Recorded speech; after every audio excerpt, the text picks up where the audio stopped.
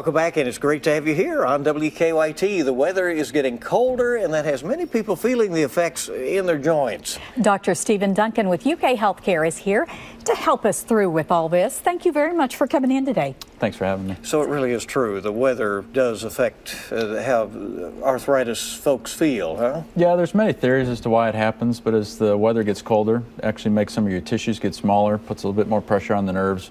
People tend to have a little bit more pain during the wintertime then. So a lot of people have problems with hip injuries, knee injuries. What can you do to prevent that? So a lot of it is trying to maintain a strong core. You know, it's kind of the way I look at it. If your tires are wearing out, you need better shocks, may get a few more miles. Same thing, if your muscles are stronger, may get a little bit more mileage out of those joints.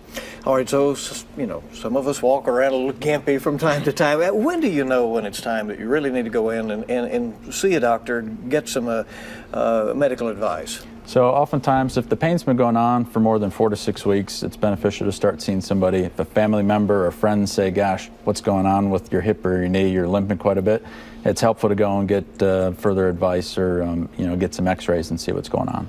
And if people do address issues, I think they're afraid they'll always have problems, but people can be restored to a state where they can go out and do everything again and not have those problems, right? Right. You know, the biggest thing is life is short, so you might as well be able to enjoy it. Yeah. And so whether it's getting a simple injection in your hip or knee, or if eventually you do need a replacement, you're able to get back to those activities that you want to do and enjoy your life. Here we're talking about, so here we are in winter, and there are some associated issues with that. Also, you'll have the ice coming up that people have to be very careful on and so forth. I mean, oftentimes it is injuries in addition to the arthritis that cause you some trouble, huh? Correct. So, if you do fall and slip on the ice, breaking your hip sometimes is not the most ideal thing, but we still oftentimes treat it the same way. We'll replace somebody's hip if they fall, and that way we can get them back to doing their activities that they want to do.